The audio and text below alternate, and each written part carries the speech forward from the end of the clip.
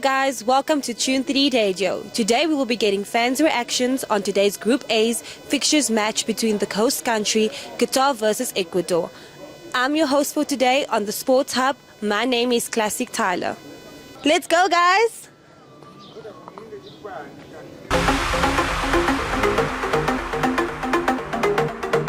Tyler, today I'm here with Sammy.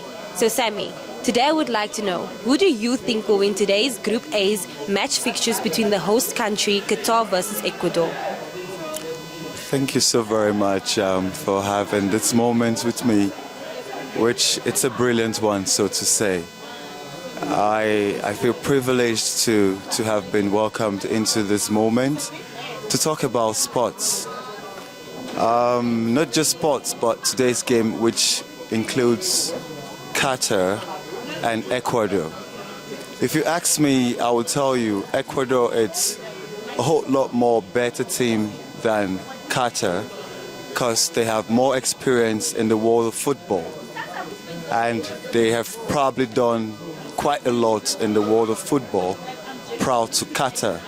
But I feel if there's any slim chances, if there's any slim one, don't get me wrong, then Qatar could come out successful in today's game. But trust me, with the scores we have out there, which is already 2-0, I think it's only God's grace that would make Qatar go through.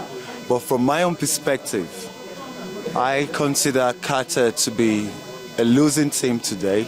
I'm sorry they are the host, but they have to go on that perspective. And kudos to Ecuador if they keep it up this way and eventually turn out to be the winner of today's game. So let's see what happens as the time creeps. Ecuador could do a whole lot more better, putting in more goals. They could fall behind depending on what nature has in terms of football. But from our own visual terms, trust me, Ecuador will do better. So that's my own perspective from today's fixture. Today I'm here with MK and Boosie. So MK, my question for you is, who do you think will win today's Group A's match fixture between the host country Qatar versus Ecuador? I honestly think it's probably going to be Qatar. Okay. And you, Boosie?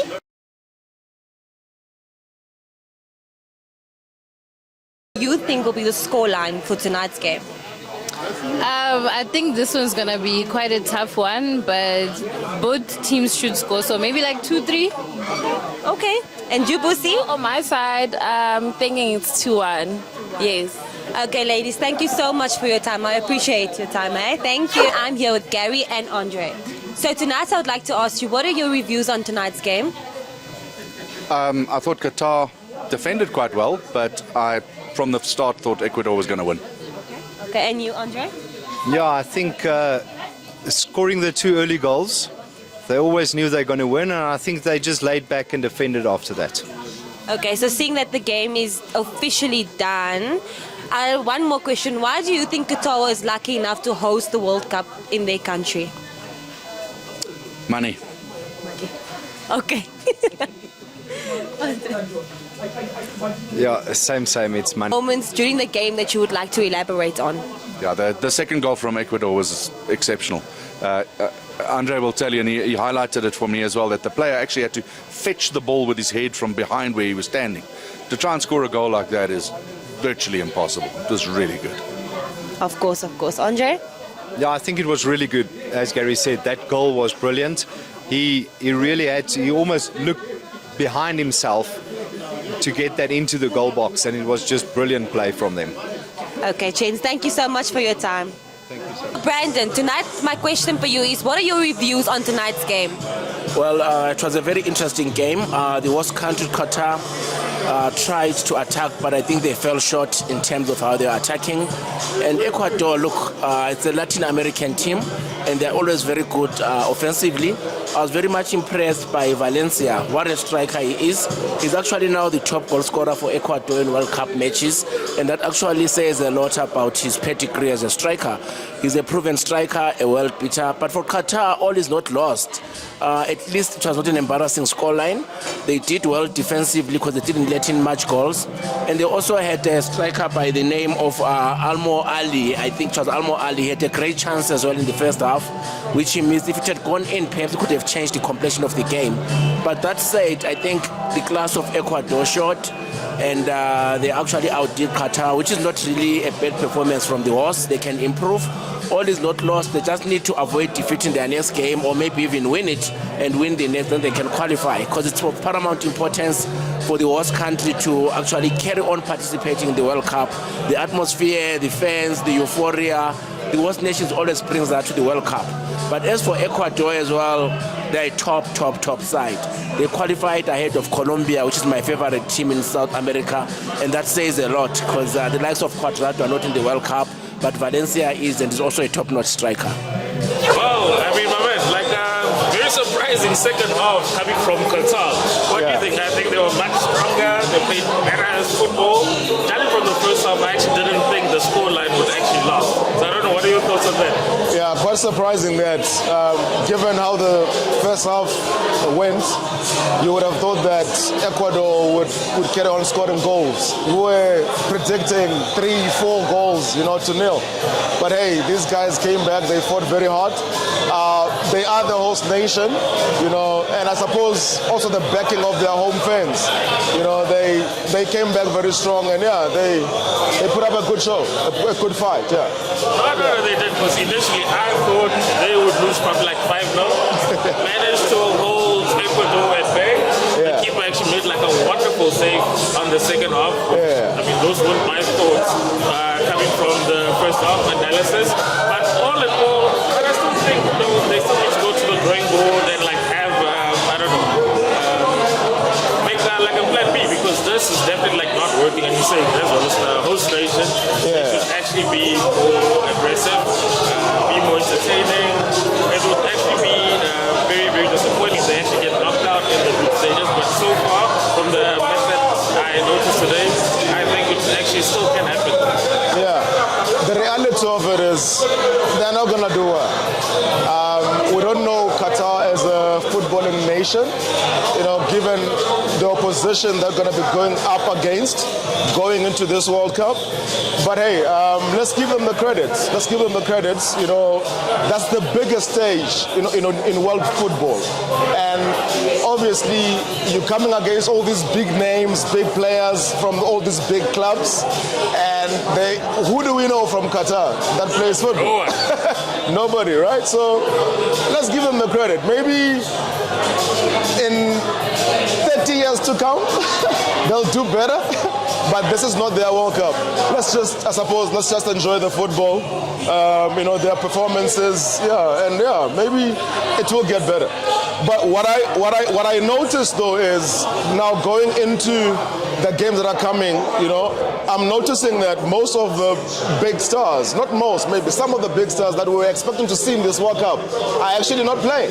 Sadio Mane, Karim Benzema, Paul Pogba, and this guy, we were talking about it earlier offline, that he just won the Ballon d'Or, and we're not going to be seeing him in the World Cup. And for me, it's quite disappointing.